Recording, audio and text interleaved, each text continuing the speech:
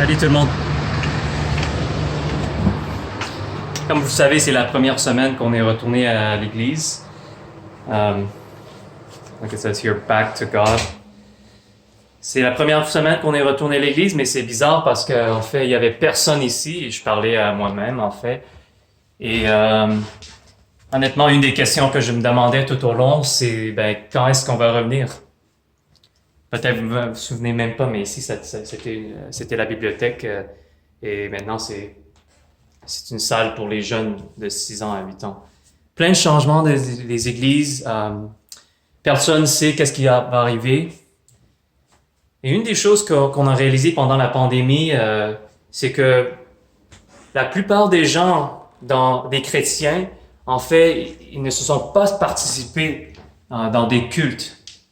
Il y avait une étude qui est sortie récemment qui disait que il y avait 48% des gens qui ont dit qu'ils n'avaient pas participé à aucun culte. Ça veut dire qu'ils ne faisaient rien pendant les dimanches. Et c'est pas surprenant, honnêtement, quand on n'est pas rassemblé physiquement, il n'y a pas vraiment de motivation pour louer tout seul. Rappelez de cette salle. Mais, alors moi, comme pasteur, je me demande, mais c'est quoi la motivation pour venir à l'église? C'est quoi la motivation de prier? C'est quoi la motivation de faire tout ce qu'on devrait faire dans la vie? Cette semaine, la question pour nous qu'on va aborder, c'est quoi la motivation pour nous dans la vie? Comment est-ce qu'un chrétien devrait chercher et trouver la motivation? Si tu te rappelles, la semaine passée, on a parlé de l'enfer. Et on a parlé que les gens qui ne croient pas et qui ne suivent pas Jésus-Christ, ils sont au risque d'aller en enfer. Mais je ne sais pas si on comprend vraiment ce que ça veut dire, ça. Honnêtement, pourquoi quelqu'un va en enfer? Et on a reconnu la semaine passée que le Dieu, il est saint, il est pur, il est tout-puissant. Mais la réalité, c'est que je pense que nous, on comprend pas cette vérité. On comprend pas vraiment que Dieu, il est un Dieu tout-puissant et que nous, on devrait lui louer avec toute notre vie. Et on devrait lui donner tout ce qui nous appartient. En fait, ça nous appartient même pas, ça appartient à lui. Peut-être une des raisons pourquoi est-ce qu'on ne loue pas Dieu, c'est parce que on le traite même pas comme Dieu. On le voit comme un ami, on le voit comme un assistant dans la vie, mais on le voit pas comme un Dieu. Et c'est pour ça que, en fait, même après que l'église va être ouverte, je pense que la plupart des églises vont être vides, ou ça va être encore pire, il y aura beaucoup de moins de gens.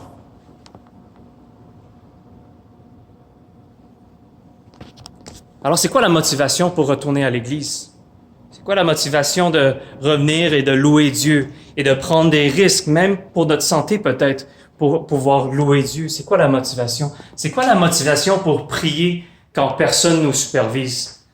C'est quoi la motivation de suivre ses commandements quand maintenant on est tous coincés chez nous, quand personne nous regarde?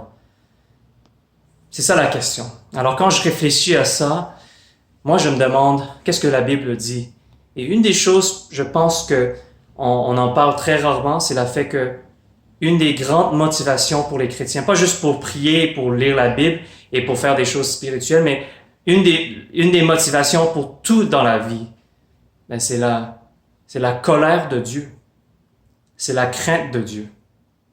Regardez ici.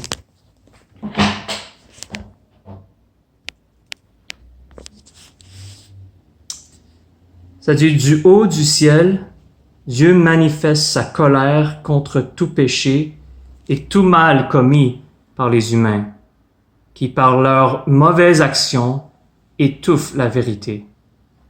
Et pourtant, ce que l'on peut connaître de Dieu est clair pour tous. Dieu lui-même le leur a montré clairement. En effet, depuis que Dieu a créé le monde, ses qualités invisibles, c'est-à-dire sa puissance éternelle et sa nature divine, se voient fort bien quand on considère ses œuvres. Les humains sont donc inexcusables. Mais c'est qu'est-ce qui est inexcusable? C'est notre péché contre Dieu, le fait qu'on ne le reconnaît pas comme Dieu, et alors il est en colère.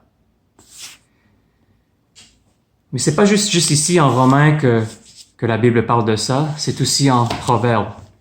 Proverbe 9, 10. It's the fear of the Lord that is the beginning of wisdom, and knowledge of the Holy One is insight.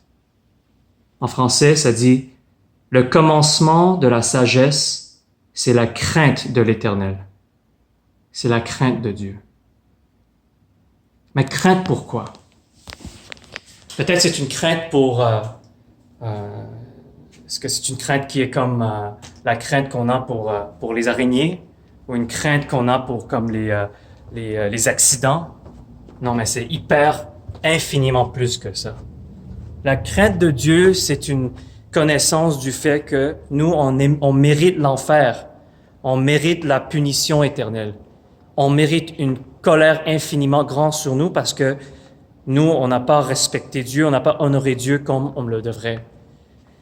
Et en fait, chaque semaine quand on vient à l'Église, même le bâtiment, ça nous rappelle de cette crainte et de cette colère.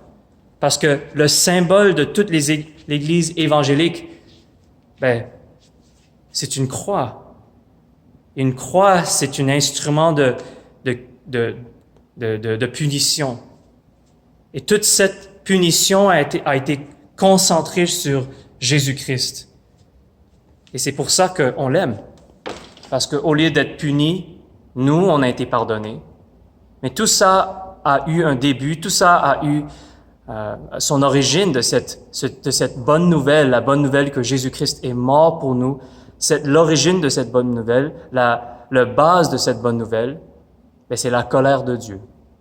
Et la colère de Dieu est révélée complètement sur la croix où Jésus-Christ, le Fils de Dieu, est mort.